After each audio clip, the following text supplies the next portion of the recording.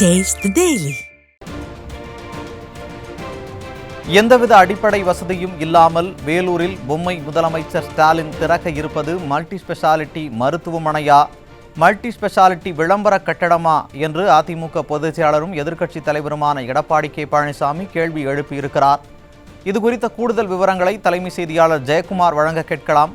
வணக்கம் ஜெயக்குமார், கூடுதல் விவரங்களை வழங்கலாம். வணக்கம்.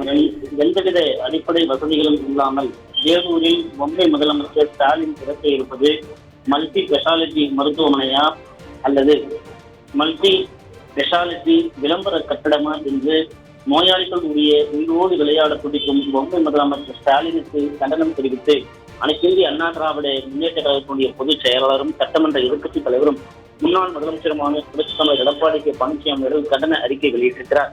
அவர் வெளியிடக்கூடிய கண்டன அறிக்கையில் பல நூறு கோடி செலவுகளில் கமிஷன் ஒன்றை மட்டுமே குறிக்கோளாக கொண்டு பிரம்மாண்ட கட்டிடங்களை கட்டுவது மட்டுமே சுகாதாரத்துறையின் முன்னேற்றம் என்று இந்த விடியா திமுக ஸ்டாலின் மாடல் அரசு முன்னேற்றிக் கொண்டு கடந்த 4 ஆண்டுகளாக செயல்பட்டு வருகிறது என்று குற்றம் சாட்டியிருக்கிறார். வேலூரில் 125 ஆண்டுகளுக்கு மேலான வரலாறு கொண்ட பென்பிளான்ட் மருத்துவமனை கட்டிட வளாகத்தில் புதிதாக 7 மாடி கட்டிடத்தை கட்டி அதற்கு சிறப்பு பல்நோக்கு மருத்துவமனை மல்டி ஸ்பெஷாலிட்டி ஹாஸ்பிட்டல் என்று பெயரிட்டு அரைக்குறையாக கட்டப்பட்ட கட்டிடத்தை நாளை 25/6/2025 அன்று பொம்மை முதலமைச்சர் ஸ்டாலின் திறக்க உள்ளதாக அறிவிக்கப்பட்டுள்ளது என்று குறிப்பிட்டிருக்கிறார். இந்த அரசு ஆட்சி பொறுப்பேற்ற நிலையில் மருத்துவத்துறையின் சார்பில் புதிய அரசு மருத்துவமனையை திறக்கும் போது அதற்கு உண்டான புதிய மருத்துவர்களையோ செவிலியர்களையோ இதர மருத்துவ பணியாளர்களையோ நியமிப்பதில்லை என்று மருத்துவர்கள் குற்றம் சாட்டியுள்ளனர். மருத்துவ பணியிடங்கள் முழுமையாக நிரப்பப்படாத நிலையில் புதிதாக துவக்கப்படும் அரசு மருத்துவமனைகளுக்கு ஏற்கனவே அரசு மருத்துவமனைகளில் பணியாற்றி வரக்கூடிய மருத்துவர்கள், செவிலியர்கள், மருத்துவ பணியாளர்களில் இருந்து சுழற்சி முறையில் அனுப்புவதாகவும் செய்திகள் தெரிவிக்கப்படுகின்றது என்று குற்றம் சாட்டியிருக்கிறார். ஒரு சிறப்பு பல்நோக்கு மருத்துவமனை என்றால் அதில் இதயவியல் துறை, நரம்பியல் துறை, சிறுநீரகவியல், மரக்க நீக்கவியல் துறை உள்ளிட்ட முக்கிய துறைகளும், அறுவை சிகிச்சை அரங்குகள், அவசர மற்றும் விபத்து தொடர்பான தனி வார்டுகள் என்று எக்ஸ்ரே அறைகள் உள்ளிட்ட இடம்பெற வேண்டும் என்றும் இப்படிப்பட்ட மருத்துவமனைகளில் பணியாற்றுவதற்கு குறைந்தபட்சம் 300க்கும் மேற்பட்ட மருத்துவர்கள் மற்றும் செவிலியர்கள், மருத்துவ பணியாளர்கள் என்று சுமார் 700க்கும் மேற்பட்டவர்கள் நியமிக்கப்பட வேண்டும். வேலூரில் நாளை திறக்கப்பட உள்ள சிறப்பு பல்நோக்கு மருத்துவமனையில் இதுபோன்ற துறைகள் கட்டடங்கள் பெயரளவுக்கு உள்ளன. ஆனால் மருத்துவர்கள், மருத்துவ பணியாளர்கள் பதவிகள் நிரப்பப்படவில்லை என்று செய்திகள் தெரிவிக்கின்றன என்று அனைத்து இந்திய அண்ணா திராவிட முன்னேற்ற கழகக்கூடிய பொதுச் செயலாளர் புரட்சித் தலைவர் எடப்பாடி கே பழனிசாமி குற்றம் சாட்டியிருக்கிறார். நாளை திறக்கப்பட உள்ள வேலூர் சிறப்பு பல்நோக்கு மருத்துவமனையில் புதிய மருத்துவர்கள் நியமிக்கப்படாத நிலையில் மகப்பேறு துறை மற்றும் குழந்தைகள் நலத்துறை மட்டுமே திறக்கப்பட உள்ளதாக செய்திகள் தெரிவிக்கின்றன. இதர துறைகள் திறக்கப்படுமா என்பது வேலூர் மக்களிடையே பெரும் கேள்விக்குறியாக உள்ள நிலையில் இம்மருத்துவமனையில் செயல்பட உள்ள மகப்பேறு துறை மற்றும் குழந்தைகள் நலத்துறைக்கும் தேவைப்படும் மருத்துவர்களும் செவிலியர்களும் வேலூர் மருத்துவக் கல்லூரி மருத்துவமனையில் இருந்து அயற்பணியில் மாற்றப்பட உள்ளதாக செய்திகள் தெரிவிக்கின்றன. ஏற்கனவே வேலூர் அரசு மருத்துவக் கல்லூரி மருத்துவமனையில் உள்ள மகப்பேறு துறையில் 31 உதவி பேராசிரியர் பணியிடங்கள் 8 பேர் மட்டுமே பணியாற்றி வரக்கூடிய அவலநிலை இருப்பதை சுட்டிக்காட்டியிருக்கிறார்.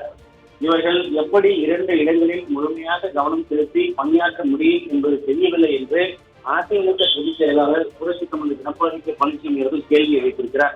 ஏற்கனவே சேலம் குமாரப்பேட்டை அரசு மருத்துவமனை திறக்கப்பட்டு 1.5 வருடங்கள் நிறைவடைந்த நிலையில் முழுக்க சேலம் அரசு மோகன் குமாரமங்கலம் மருத்துவக் கல்லூரி மருத்துவமனையிலிருந்து தினமும் 8 மருத்துவர்கள் இன்று சுழற்சி முறையில் அயற்பணி செய்து வருவதாகவும், திருநெல்வேலியில் புதிதாக திறக்கப்பட்ட தண்டியப்பேரி அரசு மருத்துவமனைக்கும் திருநெல்வேலி அரசு மருத்துவக் கல்லூரியிலிருந்து 25 மருத்துவர்கள் மற்றும் செவிலியர்கள் சுழற்சி முறையில் பணியாற்றுவதாகவும், இதுபோலவே வீட்டில் இருக்கக்கூடிய பல அரசு மருத்துவமனைகளும் மருத்துவ செவிலியர்கள் மற்றும் மருத்துவ பணியாளர்கள் சுழற்சி முறையில் பணிபுரிந்து வருவதாகவும் செய்திகள் தெரிவிக்கின்றன என்று அதிமுக பொதுச் செயலாளர் புரட்சித் தலைவர் எடப்பாடி கே பழனிசாமி குறிப்பிட்டிருக்கிறார். 2021 திமுக ஆட்சி அமைந்தது முதல் அரசு மருத்துவமனைகள் என்ற பெயரால் கட்டிடங்களை மட்டுமே திறக்க ஆர்வம் காட்டும் ஆட்சியாளர்கள் மருத்துவர்கள், செவிலியர்கள், மருத்துவ பணியாளர்கள் நியமிக்காமலும் போதிய மருத்துவர்களை வழங்காமலும் மருந்துகளை வழங்காமலும் உள்ள நிலையில் இந்த விடியா திமுக ஸ்டாலின் மாடல் அரசு மருத்துவமனைகளையே நம்பியுள்ள ஏழை எளிய நோயாளிகளுடைய உயிரோடு விளையாடும் போக்கு தொடர்ந்து கடைபிடித்து வருவது கண்டனத்துக்குரியதாக என்று குறிப்பிட்டிருக்கிறார்.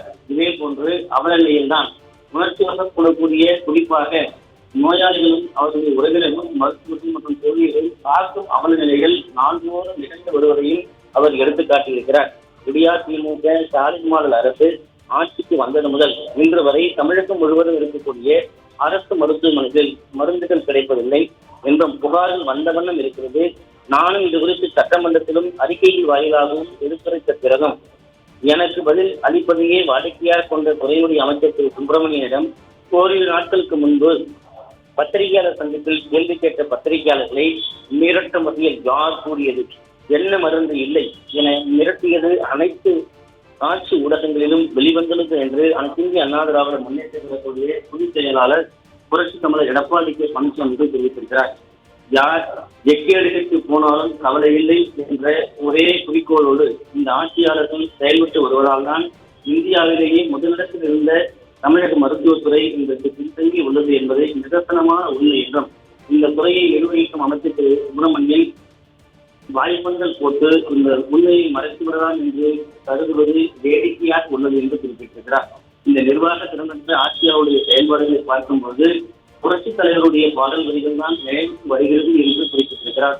மக்கள் நலன் என்று சொல்வார், தம் மக்கள் நலன் ஒன்றேதான் மனதில் கொள்வார். ஒரு நாள் இந்த நிலைக்கெல்லாம் மாறுதல் உண்டு, அந்த மாறுதலை செய்வதற்கு தேர்தல் உண்டு. 2026 தேர்தல் கண்டிப்பாக மாறுதலை தரும் என்று அனைத்திந்திய அண்ணா திராவிட முன்னேற்ற கழகத்துடைய பொதுச் செயலாளரும் சட்டமன்ற எதிர்க்கட்சித் தலைவரும் முன்னாள் முதலமைச்சருமான புரட்சி தமிழர் எடப்பாடி கே பழனிசாமி எடுத்திருக்கக்கூடிய கண்டன அறிக்கையை குறிப்பிட்டிருப்பது குறிப்பிடத்தக்கது. சுரேஷ், விரிவான விவரங்களை வழங்கியமைக்கு நன்றி ஜெயக்குமார்.